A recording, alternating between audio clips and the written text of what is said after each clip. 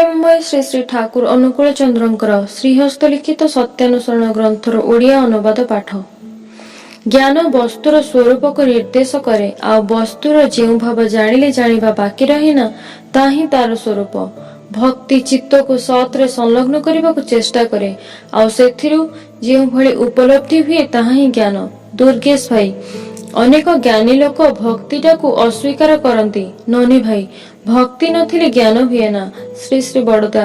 ଜ୍ଞାନ ଅନ୍ୱେଷଣ କରିବେନି, ତେଣୁ ଜ୍ଞାନ ଲାଭ ବି କରିବେନି। ନନୀ ଭାଇ।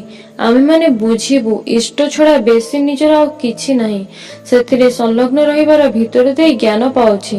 ଶ୍ରୀ ଶ୍ରୀ ବଡ଼ଦା। ଭକ୍ତି ଥିଲେ ସେବା ଥାଏ, ପୂଜା ଥାଏ। ଇଷ୍ଟଙ୍କୁ ସେବା କରି ଚାଲିଲେ ତାଙ୍କ ସଙ୍ଗେ ସଂଲଗ୍ନ ରହିବା ହୁଏ।